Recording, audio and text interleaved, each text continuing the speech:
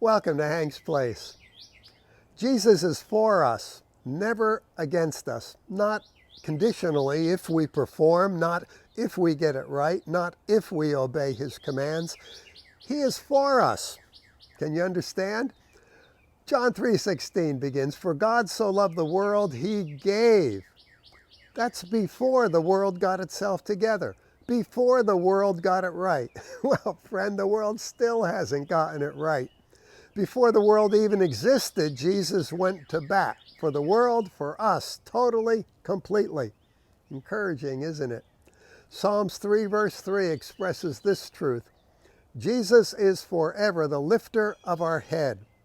So, never run from Jesus, dear friend, even if you've committed the worst mess up ever. We run to him. He will lift us up. He will lift our heads. He always dispenses fresh hope. Catch his promise found in Psalms 94:19. "When my anxious thoughts multiply within me, your comfort delights my soul." But what if we've been diagnosed as having a mental illness? Such individuals seldom have found help within the church. Society shuns them, and the church most times. For isn't Bible reading and prayer and church attendance and church fellowship supposed to be cure-alls? Well, not for those of us battling mental illness.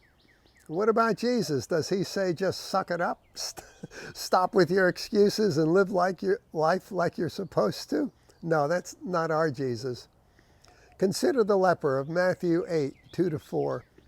In Jesus' day, only whole people were allowed to participate in temple life. Those with diseases such as leprosy had to stay away. They weren't welcome.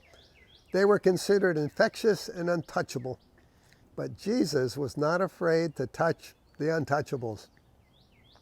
As Paul Ellis of New Zealand has said, when we cultivate the attitude that church is a place for perfect people with perfect hair and perfect smiles, we inevitably marginalize those who are going through hard times.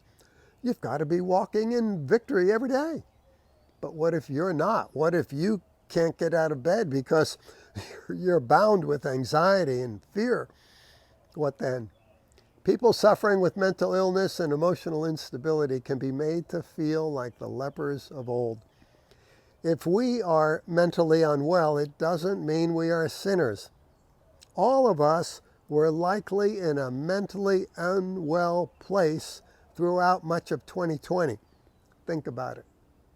In that place, it's hard to grab a hold of truths such as Christ is in us.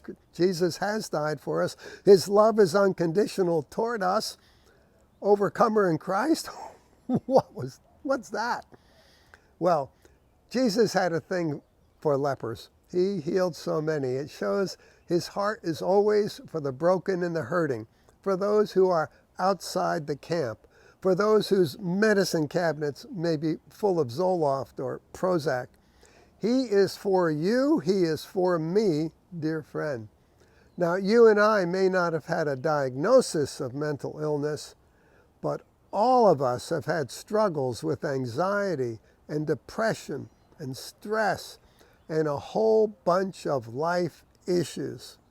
So, let's look to Jesus. Let's let him lift our head today. We'll come alive.